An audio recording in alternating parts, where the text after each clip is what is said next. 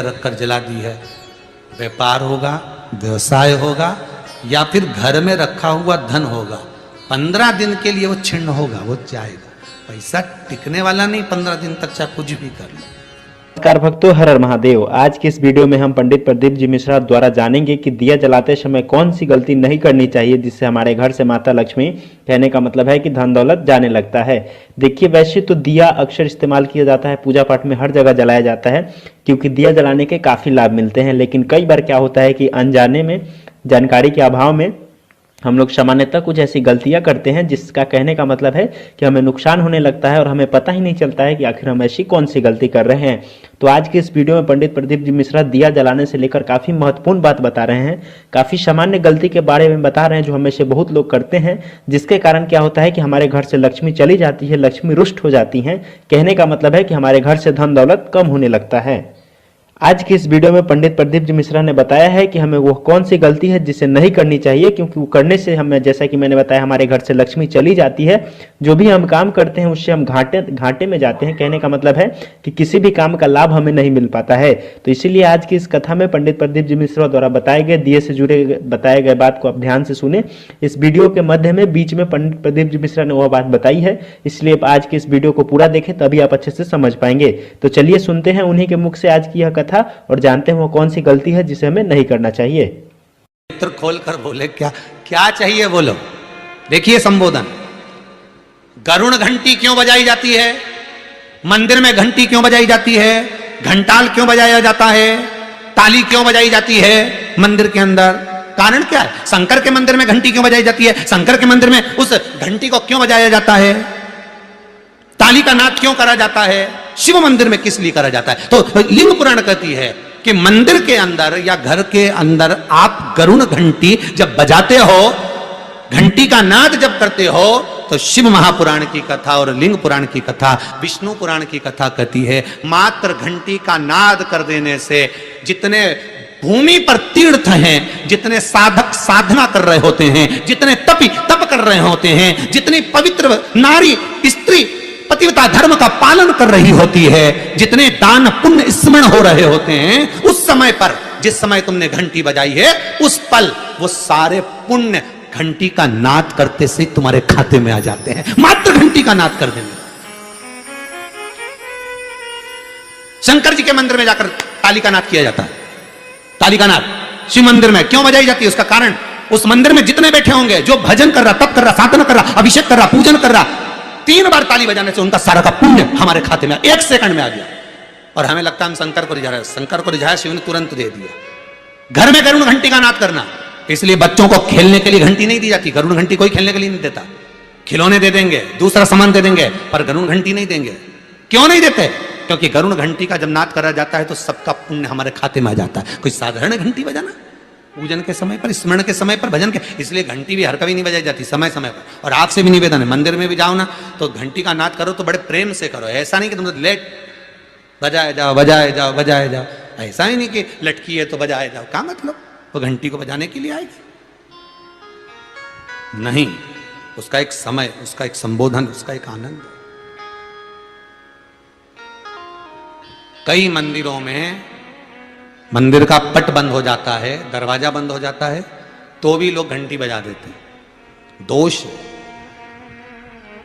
दोष। भगवान अगर मंदिर में सो रहे हैं, लिखा हुआ है मंदिर के खुलने का समय इतनी बजे से इतनी बजे तक, मंदिर बंद है तो घंटी नहीं बजना चाहिए। जिस जगह पर ब्राह्मण विद्वान हैं, साधक हैं, संत हैं, साधु हैं, मंदिर अगर बंद होता है तो उसके साथ में घंटी के नीचे के भाग को रस्सी से ऊपर बांध दिया जाता है जिससे बजे ना। क्यों? कहते हैं अगर भगवान अगर विश्राम कर रहे हैं, सो रहे हैं, निंद्रावश हैं या पट बंद है, उस समय पट बंद का समय है और घंटी का अगर नाद हो जाए तो कहते हैं 11 ब्राह्मण के भूखे रहने का दोष लग जाता है जीव को, मात्र घंटी बजा देने पर, अगर भगवान विश्राम कर रहे हैं। भगवान विश्राम अवस्था में है, पट बंद है, दरवाजा बंद है, और लिखा हुआ है समय, मंदिर खुलने का समय 11 बजे से इतनी बजे तक, मंदिर बंद होने का समय इतनी बजे से इतनी बजे तक, और उस बीच में तुमने तो देख लिया कि पट बंद है, तुम तो आ गए, तुमने तो मन में सोचा हम तो इंदौर से आए, हम तो भोपाल से आए, हम तो वहां से आए, हम तो वहां से आए, और भगवान का मंदिर बंद है तो क्या हुआ, हम तो घंटी तो बजाएंगे, तो बजा ले जा। 11 ब्राह्मण भूखे रहने का दोष तुम्हारे खाते में।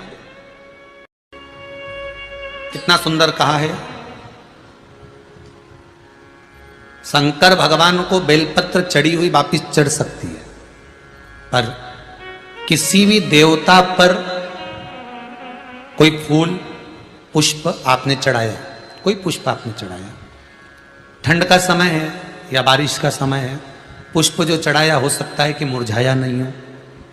होता है ना ऐसा कभी कभी कि पुष्प मुरझाया नहीं हो, या उसमें ताजगी हो, सुंदर दिख रहा हो, बहुत अच्छा हो, और वो पुष्प चढ़ा हुआ तुमने अगर एक बार उठा लिया, उतर गया, उतरने के बाद फूल कितना भी सुंदर हो, फूल कितना भी ताजा दिखे, पर वो देवता को समर्पित नहीं हो सकता।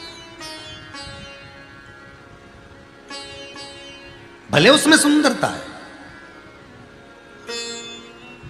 ठंड के दिनों में कई फूल ऐसे भी रहते हैं, भगवान के सामने आपने एक बार चढ़ा दिया, चढ़ाने के बाद वो रखे रहते हैं तो ऐसा लगता है कि बिल्कुल ताजे से दिख रहा है, तो कई माताओं की आदत रहती है उन्हीं फूल से वापिस श्रृंगार कर देती है, या उन पुष्प की रंगोली बनाकर भगवान के सामने डाल देती है, पर वो गलत है, वो गलत है। जिस दिए में बाती लगी हुई है, बाती पूरी जल चुकी है, उसकी राख या उसका काला थोड़ा सा भाग दिए के अंदर रखा है, और आपने दूसरी बाती रखकर उसको जला दिया, तो वो जलाया गया जो भाग है लक्ष्मी को क्षीण कर देता है। 15 दिन तक व्यापार ठीक नहीं चल सकता। एक बार प्रैक्टिकल करके देखना। दिए के अंदर अगर कोई बाती जल गई, जलने के बाद ठंडी हो गई, ठंडी होकर उसमें राख पड़ी हुई है, या उसके अंदर कोई काला सा आप गोल बत्ती लगाते तो काला का एक भाग काला काला सा जला हुआ उसके अंदर रह जाता है। कई लोगों की आदत रहती है कि अभी शाम का टाइम तो है, उसको कौन हटाए, उसी में अपन दूसरी बत्ती रख दो, जला दो, उसी में रखकर दूसरी बत्ती जला दो, भाग उसी में पड़ा हुआ है पुराना, और आपने दूसरी बत्ती अगर रखकर जला दी है, व्यापार होगा, व्यवसाय होगा, या फिर घर में रखा हुआ धन होगा, 15 दिन के लिए वो छिन्न होगा, वो जाएगा। पैसा टिकने वाला नहीं, 15 दिन तक चाहे कुछ भी कर लो, ठीक नहीं चल सकता व्यापार। तुम कितना भी दम लगा लो। कई लोग कहते भी होंगे कि हमारी दुकान तो 8 दिन तो अच्छी चलती, 8 दिन के बाद नया क्या हो जाता है, 15 दिन अच्छी चलती, 15 दिन के बाद नया जाने क्या हो जाता है। तो उसमें गलती ढूंढो कि हम गलती क्या कर रहे हैं। नहीं तो व्यापार तो अच्छा चल रहा है, ग्राहक भी आ रहे हैं, सब कुछ होता है। जब 15 दिन ग्राहक आते हैं तो 15 दिन क्यों नहीं आते, 8 दिन ग्राहक आते हैं तो 8 दिन क्यों नहीं आते, उसके पीछे तुम्हारा कोई कारण होगा। फिर अपनी गलती को ढूंढो कि हमारी गलती क्या बोली।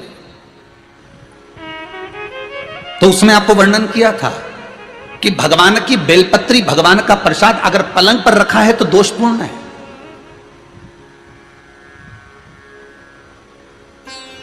वो दोषपूर्ण है।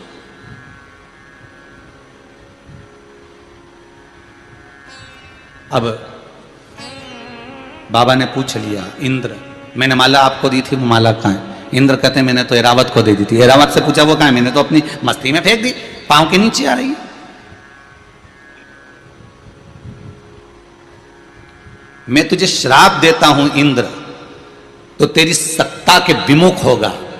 जितना तुझे तेरी सत्ता से प्रेम है इंद्र, तुझे अपना सिंहासन प्रिय है, मैं तुझे श्राप देता हूं कि तेरा वो सिंहासन तेरा छूट जाएगा। माला का अंतर देखिए, जिस माला को आप लेकर बड़े खुश होते हो, वो माला अगर सही जगह नहीं जाती, जिस भगवान की बेलपत्री को लेकर आप खुश होते हो वो बेलपत्री सही जगह नहीं जाती, जिस प्रसाद को लेकर आप खुश होते हो वो प्रसाद अगर सही जगह नहीं जाता तो उसका फल क्या भोगना पड़ता है वो देखिएगा।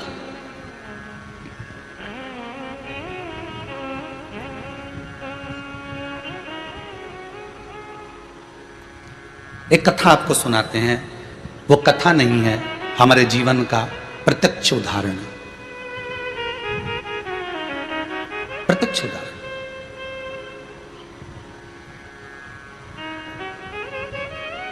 भवानी मंडी में भंवरलाल जी शर्मा रहते हैं, शायद वो कथा सुन रहे होंगे।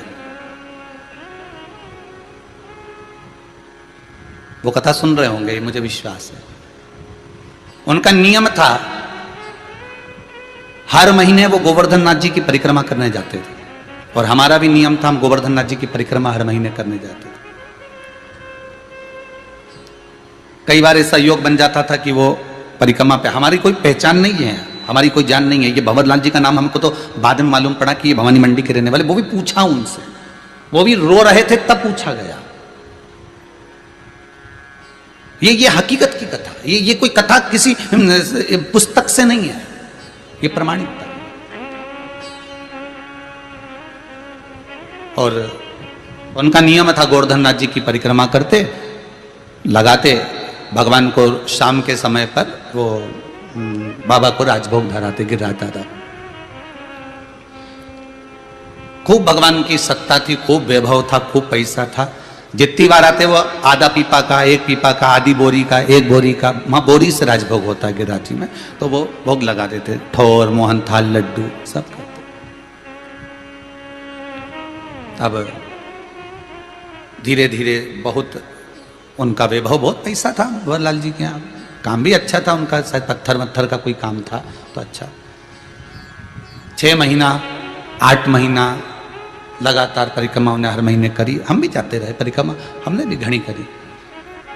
तो धीरे धीरे व्यापार उनका थोड़ा कम हुआ, जो उनका पत्थर का काम था वो धीरे धीरे एक जगह का कहीं बंद हो गया, दूसरी जगह का भी बंद हो गया, तीसरी जगह का भी बंद हो गया, बड़े दुखी हो गए।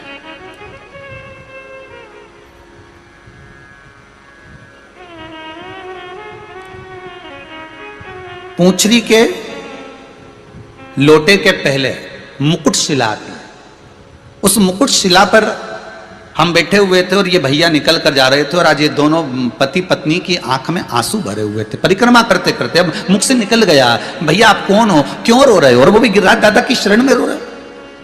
जब व्यक्ति भगवान की शरण में रहता है, भोलेनाथ की शरण में रहता है, ठाकुर की शरण में रहता है, मेरे कृष्ण की शरण में रहता है, मेरे गोवर्धन नाथ जी की शरण में रहता है, मेरे राम की शरण में रहता है, तो उसकी आंख में तो आंसू आना ही नहीं चाहिए, फिर आप क्यों रो रहे। अरे महाराज, धोती तो पहने ही थे हम, तो कहा अरे महाराज, बहुत पहले की बात है, लगभग हो गए होंगे 8-10 साल, आज याद आई है तो बता दें। अरे महाराज बड़े दुखी हैं, क्या हो गया। हर महीने आते हैं, बाबा बहुत सुनता था, खूब वैभव था, परंतु अब कुछ बचा नहीं है, अब तो भगवान को हम भोग भी नहीं लगा पा रहे, वो स्थिति।